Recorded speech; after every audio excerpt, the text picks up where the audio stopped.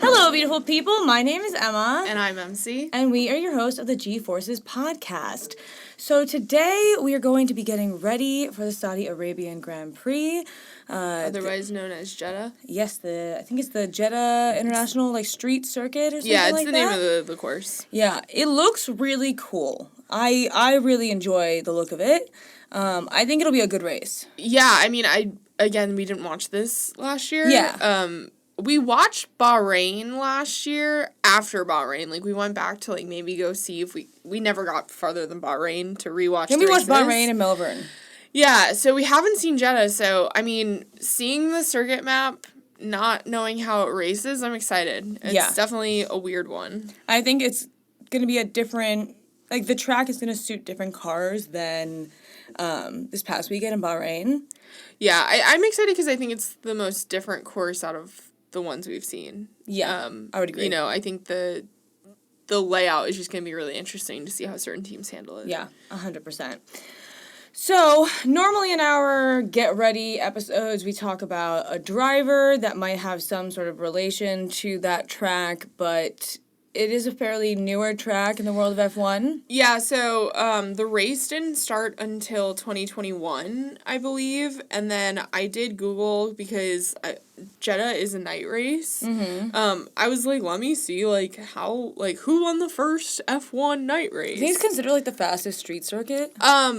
The first F1 night race was Singapore in, the mid-2000s. Yeah, that's why that's why they claim, the original F1 night race. I don't know why I thought I would get someone older than Fernando Alonso, but he's not who we're doing. So, for the newer courses, we have China for the... It's not the first time... Is it the very first time? Or is it just, reintroduced? I don't know. I have to look into that. I know that... I don't think they've had races there. Yeah, I'm not sure, but anyways, for the tracks that aren't, older, have the more, heavy history, we kind of wanted to switch it up so that we're not just focusing on drivers. Yeah. So we're gonna, throughout the season, we have more than 10 races, obviously. We're gonna go through a team principal. So this week we're going to be going over Ferrari's team principal, Fred Vasseur, and we're just going to kind of highlight their career highlights. I'm not going to deep dive into their personal life. I'm just going to kind of walk through how they ended up at F1 and just kind of how they've walked into motorsport. Obviously, I don't know Fred personally. I have no connection to Ferrari, so I am getting this information directly from their website. So I'm praying that their website is correct. I hope so. But I did. If it's not Fred, please correct us. Yeah. If it's not Ferrari, I know how to type really well. I can fix it for you. But yeah, so most of this information came from the Ferrari website, but then I cross-referenced. So it's just going to be career highlights for them. But we see them every weekend. And, know who they are. Yeah, we don't really know them, though. And I feel RB has a new team principal. Haas has a new team principal. So I'm just kind of intrigued. Plus, most people that are newer to the sport are under the impression that Zach Brown is the team principal for McLaren, but he's not. It's Andrea Stella. So I just want to highlight more people besides drivers. Obviously, team principals are the most, they're the elitist, but not elitist. They're, the elite of the sport. They're the highest, in my opinion, you can get besides a driver. So we're going to start with team principals and kind of just branch out into forming a fuller picture of what these teams look like. Yeah, I would love to even talk about, engineers and mechanics and stuff. So. Yeah. So this is just the first leg of some Season 2 improvements, in my opinion. Yeah. So, yeah, we'll get into Fred. And then, Emma, what are you going to bring? So, normally during these episodes, I go over a part of the car or, a rule for that week. But because there were so many issues this past weekend in Bahrain, I kind of wanted to go over each of the problems, the main problems that 3 of the teams had. So I'm going to go over some issues that McLaren, Ferrari, and Mercedes had and kind of exactly what they mean. We did mention them in our Bahrain Grand Prix review episode, but I'm going to try and go a little bit more in depth and explain them a bit more thoroughly. So that's what I'm going to go over. And there's actually a rule change that I don't think we mentioned in our Bahrain episode that is very important, actually. So I'm going to mention that a little bit later on as well.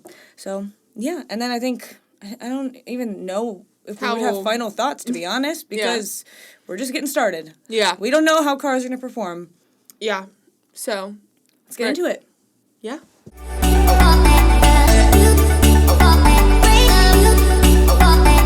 This week's team principal, like I said earlier, is Fred Vasseur. He is the team principal for Ferrari. And just so, I feel like their nationalities are not always super clear. I feel like Fred, it's pretty clear. But Fred was born May 28th, 1968 in Dreville, France. So he is not Italian, which I think people assume The first Ferrari. part of last season, we definitely thought everyone who worked at Ferrari was Italian. We just assume. I blame cars for that. Yeah, I would agree with that one too. But so Fred's career. In 1995, he graduated from ESTACA. I would try to pronounce it, but it was a lot of French words. And it's a French engineering school in Paris. This engineering school focuses on aeronautics, aerospace, automotive engineering, railway engineering. So it's just a general really good old engineering school. I'm not sure. I have to double check. We'll get this, but I believe another team principal went to this school as well. Okay. Prior to graduating, I believe in 1992, he set up RPM, which prepared Formula 3 engines for Renault. So that was kind of his first step, I believe, career-wise into the world of motorsports. Obviously, he graduates in 95, and then in 1996, he set up the Formula 3 team, ASM. He was involved in the operations until 2015, but this saw drivers like Lewis Hamilton, Romain Grosjean, as well as a few others. And now it's called Formula 3, but back then it was called GT3. Yeah? No, you're talking about GP3. That's GP... Yeah, that's another team. You already jumped the gun. I'm not there yet. But it wasn't called Formula 3 back then. Yeah, I know. But... Yeah. You continue. Anyways. He set up the Formula 3 team priorly known as GP3. Yes. 2004 saw Fred starting a second team for Formula 3, GP3, GP2, Formula 2, called Art Grand Prix. That was also incredibly successful. So over a handful of years, they won 8 team championships as well as 11 driver titles. And this actually is where Charles Leclerc won GP3 with his team in 2016. So he was a part of this team. So, Fred has, and the irony, Lewis started on Fred, or was a part of Fred's team in the past, Charles as well. So, keep it in the family, I guess. 2010, Fred set up, so he had his teams under his belt, so now he switched into more companies. So 2010, Fred set up AO Tech, which was a company that specialized in driving simulations and CFD designs. I am not an engineer by trade. I work in the music industry and I have my degree in English literature, so if I am understanding this incorrectly, I apologize, but CFD stands for Computational Fluid Dynamics, which is a branch of fluid mechanicals, which basically helps engineers solve problems with the help of computers, help solve problems through, fluid dynamics, aerodynamics. It's basically just like a tech company that also helps with engineering problems. Okay. So it's just it's computational programs that they're running that helps them. And so I'm pretty sure F1 teams use or did use them. I don't know if they're still using them if it's dated, but Yeah, so a lot of technology starts to enter the chat for Fred.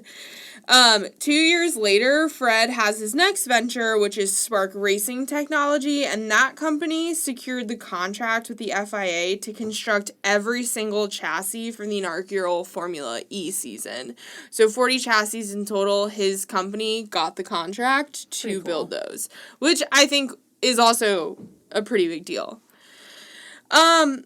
With all of this under Fred's belt, Fred finally enters into the F1 world, joining Renault as team principal in 2016. And then 2017, Fred took on 2 roles. He took on the managing director of the Sauber Group and then team principal of Alfa Romeo Sauber, which would eventually become Alfa Romeo in 2019, where he stayed until 2022. At the end of the 2022 season, Ferrari made some changes, and Fred was asked to become the general manager and team principal for Ferrari, and he started there on January 9th, 2023. Mm-hmm. So, I mean, this is the beginning of his second season. It's the beginning of his second season at Ferrari.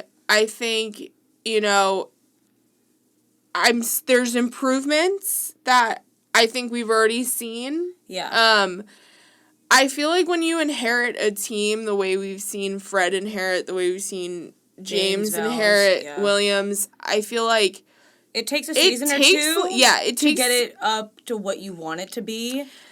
Yeah. If not more than that. Sometimes it might take 3 seasons because you're inheriting potentially decades of problems that have never been fixed. You're now also, you might be coming into, you might realize that the financials are not what you thought they were. You might need to update a lot of things. You also don't know about the relationship between the engineers and the drivers, and you don't know how the mechanics are and whatnot. So, like, I think that for them to have accomplished what they have now, like, he came into the season last year right before preseason testing started, so, like, the car last year didn't really have, he had no say in helping with that car. Well, and that's the thing, like, his first day at Ferrari was January 9th, and then preseason testing happens at the end of February, so it's like, how many changes? I feel like it's almost, I don't hate making this comparison, but it's almost like how Ted Lasso came in. You know, it's like, let me see you play the first few games. Like, I'm not going to change anything. Well, it's just like Ryan Reynolds and Rob McElhenney with Wrexham. Like, they're like, okay, let's do half of the season and see how things are going. And then if it's not working in that half, then, all right, we're going to have to make some changes. And it's kind of like the same thing for him. Like, he inherited the problems of someone else. Yeah. And had to figure out how to spend a whole season dealing with it. Well, I'm also curious, too, how many internal changes, how many people Fred has brought in himself. You know, if he's changed a lot within the Ferrari team. Because that's the thing, he gets hired, but he's inheriting past Ferrari employees. And, you know, like, when companies get acquired, there's mix-up, there's toss-up, there's layoffs. When a new team principal comes in, it's like, how much change is he, 1, allowed to make, 2, feels comfortable making. Yeah. You know, because it's like, their leadership is changing. You don't want to stress everyone else out further. And Ferrari is Ferrari. It has history, it has culture, it has generations of family members who have worked at the factory. So I definitely think I'm excited to see what Fred can do. I think, you know, I think it's really interesting that he has an engineering background, because I know some of the team principals do, but, like, not all of them. Some of them were former drivers that became team principals. And some of them, I have no idea how they even came into the position of team principal. But I think him having an engineering background definitely can make an impact on Ferrari, because at least, like I don't think... Like, I know Zach Brown isn't the team principal of McLaren, but I don't think that he's exactly going up to their head engineer being like, hey, this is how you should make the car. Like... Yeah, I mean... Like, I don't think he's giving much input on the car. I think it's helpful to have a team principal that can understand the car better than most. And then, the drivers are going to have input on the car, but I think there's a huge difference between a driver understanding it and, like, an actual engineer getting it. Well, and I'm curious, too, when we start to do all of it, to see what they all got their degrees in, what they all have. How many of them do have engineering degrees, but we just didn't know. I also wonder if it makes an impact on the kind of people that you're hiring because he has an understanding of it. Like, he knows who to choose for certain positions. Yeah, I mean, I think anyone with the amount of experience that he has, but I wouldn't be surprised if more of the team principals come from an engineering background than we realize. I think that's the thing, is that when we see these team principals get interviewed, they are such a pivotal, important role, but they are the figurehead. They're the spokesperson for these teams. That, like, you don't always get to sit here and realize, like, not every conversation Fred is having is incredibly, complicated or engineering, like, it doesn't dive deep in that. You have to have the charisma as well. Yeah, and so, I don't know, knowing his background, also knowing that he has the GP3, Formula 3 background, as well as the tech side, I think that blend is, I'm intrigued, too, to see how many of the team principals have a huge hand in tech as well. Because I think tech, in the last 20 years is what can redefine a car. Yeah, 100%. So just interesting. I'm excited. Like I said, I'm excited to see the backgrounds and experience of the other principals because we don't know. It doesn't get talked about how smart some of these guys really are. Yeah, 100%. And then also, I think, for those listening, it shows you what to get your degree in or how to start or the That's very true. Like, because so many people want to be involved and get a position in motorsport, and like, we know that, like, what a mechanic does, but, like, how, I remember when we first started watching last year, we're like, how does one become, like, the tire changer in a pit crew? Like, I think it's really interesting to see, how early on in their careers they had to get involved in motorsport, how, me at 28, I can't just walk and expect to get hired by an F1 team. It takes, he started school in 95 and didn't become a team principal until 2016. It takes years. 100%. So, I just think it's really interesting for the listener to kind of see, it is possible. Yeah. Like, they all started somewhere. They didn't they weren't born team principals. Yeah. So, Cool. So now I am going to go into talking about all the problems from this past weekend. Cool.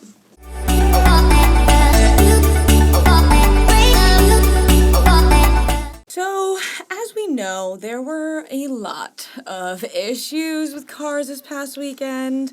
Fun fact, this was actually the very first season opener in F1 history that every car finished the race, which is insane to think about. But also, this is the first time, I don't know if it's ever, but that there's no rookies. And usually there is at least one person who's only had 9 hours in an F1 car before the race. That statistic is it's difficult because I was having struggles with that. Essentially what's happening is that this is the first time in history that the F1 grid, the final race from the prior season, 2023, the grid is exactly the same from the last race of last season into the first race of the new season. It's never happened before. There's always been someone new. So everyone who is racing is experienced enough. They know how to drive a car. Yeah. And it's not like this is their first time driving a rocket ship, basically. Yeah. So I don't know if that has something to do with it, but the problems with the cars were not few and far in between. Well, and these are just the problems that have been made known. There might be further issues that come out next week or this week in media. There might be things that we find out. I mean, we're posting this, Wednesday? So we might find out things tomorrow in the media coverage. It's Sunday. That we didn't know. So these are just the issues that are publicly known at this point. So the first one I'm going to talk about is McLaren. So we did mention before that Lando had to replace his energy store. And there was one other thing, but I couldn't find it anywhere exactly what else he had to replace. But you only get 2 energy stores a season, and he's now already used up that allotment. So basically what the energy store is, it's just a fancy term for lithium battery. So what the normal kind of lithium battery that's in I'm like sure an it's electric like, car. Sure, it's like, yeah. Yeah. Like, it's not like your Xboxes. Yeah. Like, yeah. But it's essentially like the electric part of the car that makes it a hybrid car. And this is the battery that's involved with the MGUH and the MGUK because both of those systems end up like charging up the battery. And so basically it might not be holding enough energy from what I could understand. So that's why they had to replace it so quickly, which is kind of wild to think about. Because without that battery, like you can't really battle people. You have no power. They have no power. And so it's interesting to see, and you have no way to, like, when you kind of hold off for a little bit, like, as you're in the race and you're kind of charging up that battery, there's nowhere for that energy to go. Yeah. So it's just, like, it's kind of a wild one. So they had to replace that already. I don't know if it was just, like, bad battery or something.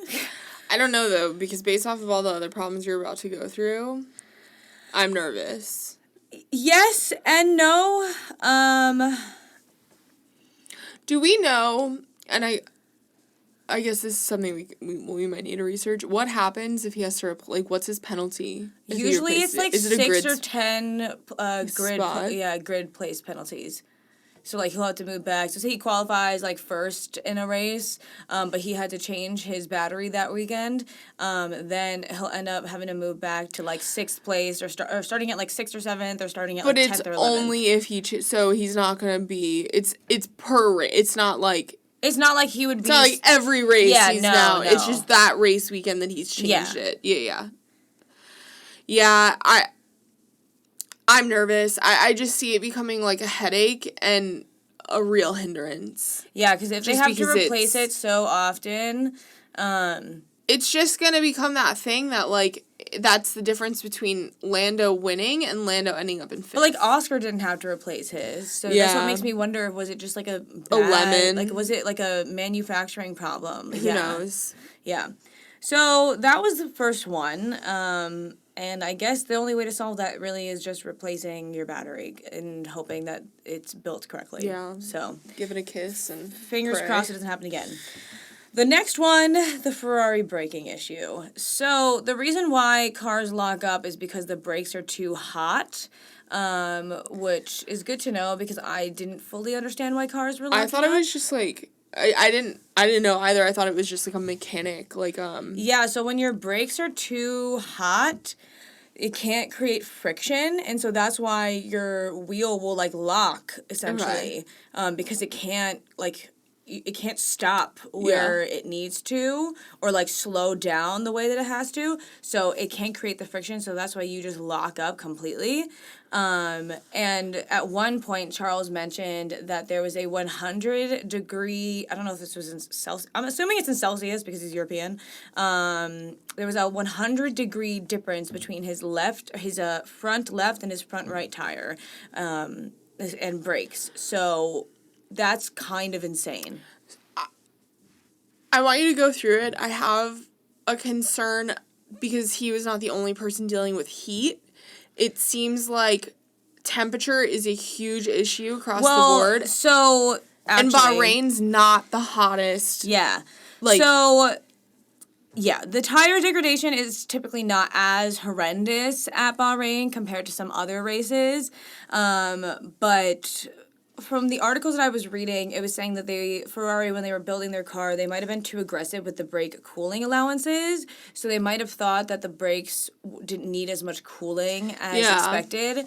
And so to probably lose some weight on the car, to try and make it a bit more aerodynamic, they probably cut down on the cooling systems a little bit. And that I don't think is too difficult of a fix. Yeah. Especially because they were losing time because they were braking, because of their braking issues. so I'm sure that if they were to add a bit more to the cooling systems, then it wouldn't, say it slowed them down like 0.1 of a second a lap. It's much better than what it was. Yeah. So that one is something that can be improved. And what the article that I was reading was saying that it does show actually that they've actually improved their tire wear, though, that they thought that they could, what was it? They didn't have to cool their brakes as much because their tires would be able to handle it. Like the car would be able to handle everything. So once they fixed the brake problem, the article was saying that their tire wear might be as good as Red Bull's. It's interesting, too. I'm curious if this lockup issue is just, like, a standard when they're playing with the levels or seeing Probably. how, like, I'm sure the temperature issues are, like, they're just something that happen. Yeah. I do know that it was really frustrating for Charles, though, because he kept saying, like, this is dangerous at this point because of the way that he was locking up. And I know that he was really disappointed in his race result. Well, because it felt like every time he locked up, it felt like every time F1 TV was on him and he locked up, someone passed him. Yeah. Like, and so, like, that's frustrating because you're doing everything you can, and it's just the fact that, I mean, hopefully it'll be better next weekend. Yeah. There has been some weird conversations around the whole Carlos and Charles thing from this past weekend. Like, there's been, I think it was, I can't remember what reporter it was, but they were just talking about how, like, maybe Charles felt like he was under pressure, and that's why he was locking up a bit more, like he was panicking, and then Carlos was able to handle it a little bit better, or like he's better under pressure. And it was just a weird conversation. I think it's hard to make those assumptions when they're still getting used to the car. I think 10 races from now, you can make that assumption if it's still happening, but right now, it's the first race. I'm also curious statistically how often, like, I want to see the data of how often he was locking up. Yeah. Like, if you're locking up every corner, there's 15 turns. If you're locking up 15 times in one lap, we would be panicked too. Yeah. Like, if your car stalls, you panic. Like, if your brakes aren't working properly and you're in a car that's going 200 miles an hour, you would be freaking out too. Yeah. Yeah. Like, 100%. I don't know. It's too early to be calling that. I don't know. That's bullshit. Like, it's too early to be calling that. Like, I think they're human beings at the end of the day. Like, of course, when something's not normal, they're going to be a little... Obviously, in a race car, they have to be, like, mindset, zone. Yeah. Like, they can't be panicked, but it's the first race, guys. Like... Yeah, I know. Let's, like, give them a few more before we pit them against each other. Well, I think that's what everyone wants, to pit them against each other, especially this season. I don't know. It's... Yeah, I'm curious to see how Netflix will spin this one. Yeah. Yeah. The last one that I'm going to talk about, just also to preface, I'm not talking about Williams and their steering wheel problems, because that was really more just them getting used to the new technology. It wasn't really anything other than that, I think, at least from what I could tell. So I'm skipping over them. The one I'm going to is Mercedes. So yesterday, when we were recording the post-Grand Prix episode, we talked about how Mercedes power units were overheating. We had thought that it was a Mercedes, Williams, and McLaren problem and just not an Aston Martin problem, but it's just a Mercedes and Williams problem. Oh, really? Yeah, so McLaren and Aston Martin weren't having overheating issues. But both Williams and Mercedes were, and so because of that, they both had to slow down by, like, I think it was, like, 0.4 of a second every single lap. They had to slow down because they had to just cool the engine down. And the reasoning why it was overheating is because the bodywork around the power unit was just too tight, so there wasn't anywhere for the hot air to basically go. And I think because of that, the cooling systems that created to cool down the engine couldn't properly cool it down. They just probably couldn't work fast enough. Essentially, yeah. So it's just a really tight space with all of the hot air just sitting there. I'm wondering, how hot were the seats for the drivers? If the engine's overheating that much... I know that they've talked about, like, them being in the seats, but I genuinely want to know, like, are you burning? Like, are you in, like, a level of... Because I think about, like I remember Fernando last year in Qatar when he asked the team to throw water on him because his ass was on fire. I was just, like... So, like, in rowing, like, the only thing I feel like I can compare it to is, like, the girls or, like, the guys that would get track bites. Yeah. Which is essentially every single time you, like, push off your feet in the boat, there's the tracks that your seat is on, and sometimes based off of just, like, manufacturer or the and tracks. where, like, your foot... where your feet are in the boat, but and you how long your basically legs get are. these, like, some people, I never got them, I think I never Chris did. but you end up getting these, like, cuts on the back of your calves. And it's just kind of something that, if you have the problem, you deal with it. You deal with it. It's the same way, like, we deal with our blisters with rowing, like, our hands are to shreds, so, like, I'm just curious if it's just... Just something you deal with. If it's just, like, you go into the car and you're expected to just be burning. Well, I do know that, what was it? I think it's Red Bull and someone else. They are experimenting with, like, a cooling system that's on the front nose of the car that is, like, right in front of the halo, basically. That's supposed to be cooling the driver. So almost like air conditioning, but not really. Well, I wonder if that is successful, if that's going to become a standard that every single car has to have it because of what happened in Qatar last year. Yeah, I'm just curious, like, for the heat, how hot, because the cars are not that big. Like, seeing them in person, they're not that big, and, like, I'm just curious to see how fucking hot those seats really are. Well, yeah, and so with Lewis's seat breaking, which, like, my mind, I have it, like, a hole in the bottom of the seat. Well, he said, I was reading it something, and he said he was basically, like, one cheek was just in the air the rest of the time. That's terrible. Yeah. So that could also be why his performance wasn't as great as he was hoping. When you're, like, basically... Yeah. Oh, God. So Williams also had the same problem as Mercedes, as you could see on their steering wheels. Like, it felt like half of the race, it just said, like, engine too hot. So they had to also slow down. And I was watching an interview with George, and he was basically saying, like, if they were to add a little bit more carbon fiber and, like, expand what they needed to, it would slow the car down by, like, 0.1 of a second every single lap. But they would rather slow down by 0.1 of a second every lap than 0.4 or 0.5, which is what they had to do with the engine issues. Because then if you can't even use your engine to the fullest extent, like, what's the point? Yeah, it's like you're so... Yeah. And they know the weight the concern or the heat that's affecting everything else. Well, and they know it's a fixable problem because McLaren and Aston weren't having that problem. Yeah, they just have to figure out how they want to approach it. That's the problem. Yeah, essentially. So those were the main issues. See, my problem is like I hear these issues and I'm like, just drill a few holes. Like that's the way my brain works, which I know is not how they have to do. Like, I know that that's not what happens. I know that they're doing a lot more technical. Like, trust me, I understand their brains are a lot larger and smarter than mine. But I'm like, just vent it out, you know? Like, open a window. So the last thing I did want to go over is a rule change that happened this year. So in the past, during a regular race, you cannot activate DRS until lap 3, and this year you're allowed to activate it on lap 2, which should be interesting, because Max usually is not a second away from everyone at that point. So I don't know if they're trying to, like... If that's a way of trying to get people to catch up. Wasn't he a second away in the first lap, though, this weekend? I don't know. I thought he already made the gap a second. I think he might have been. Sometimes he might not. We'll see. Maybe. We'll see what happens. Maybe it'll be good. Maybe it won't. I don't know. Yeah. All right, let's go into the final thoughts. Yeah.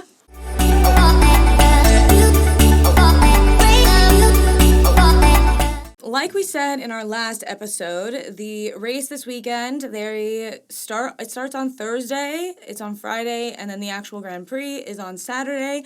So make sure to double check the timing of everything. We will be posting the timing of the weekend in Central Time on our Instagram on Wednesday.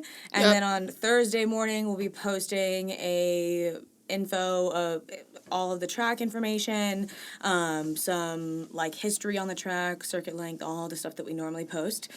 And then the rest of the weekend we'll obviously be updating everything as we usually do. I can't think of anything else really.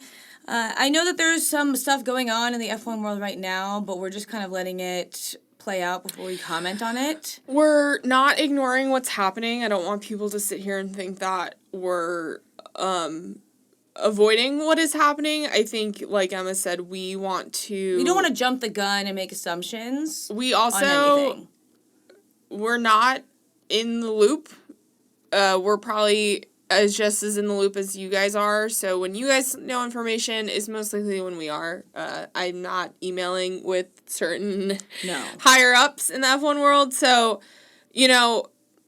again, we don't know what's happening. I hope that things for all parties are figured out sooner rather than later. And I hope at the end that the correct and the right response is we come to at the end of this. I think we'll comment on it when we have something to comment, but at this point we feel that it's not our place. We just don't have enough information. So with that said, I'm looking forward to this weekend. I think that there are a lot of teams that have a lot to improve on. I'm interested to see the adjustments that teams make after just one weekend. Like, what are Mercedes and Williams going to do to fix their power unit issues? Are they actually going to make the change? Or are they going to try and do something very different than what we expected? Well, I'm also, I don't know, part of me is kind of excited by the conversations that we're having, too, because, we're going into our second season of watching, and I'm finding us paying less attention to the drama of what's happening and more the technical aspects. Yeah. Like, I'm finding me and you having more conversations about the engineering and the decisions that they've made on the cars. And I don't know, I just think that, like, from a spectator's perspective, it's really interesting seeing us last season having discovered, just learning the rules, the freaking players. And this season, granted, we had it easy. There's no new players. Yeah. But I don't know, I just think it's really interesting to see the knowledge and growth that we've had compared. So well, and I think that it makes sense that this is kind of what we're discussing, though, because we've never really been one to on TikTok, I'm definitely on the side of, I definitely see the drama going on. Like, I definitely... We see the thirst traps. We see it all. We see it all. Who isn't? That's not really what I want to talk about. And I know that's what some creators want to talk about, and full respect to them. Which is great. Yeah. That's not really... I don't really feel comfortable talking about it, personally.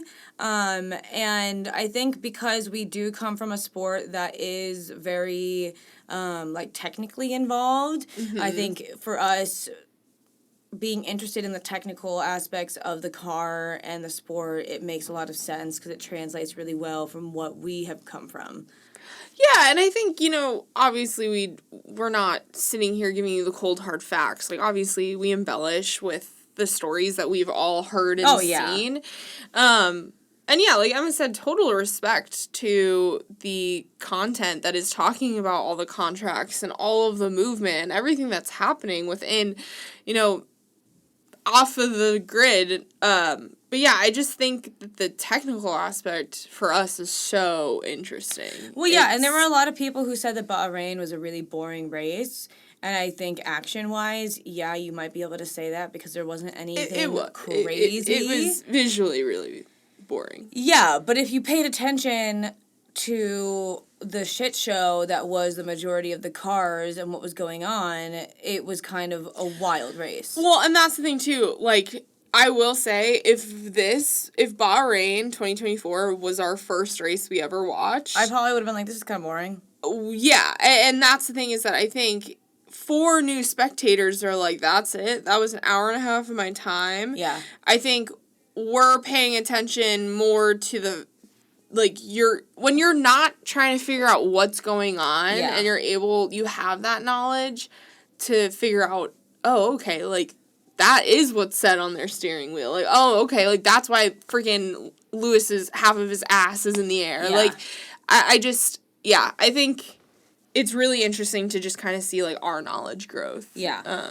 Obviously, we're not perfect. We have lots of improvements. But Well, and if there's anything that we've talked about last season, because I'm sure that, like, I'm not going to bring up the MGUK again. I think that's the one that I went over.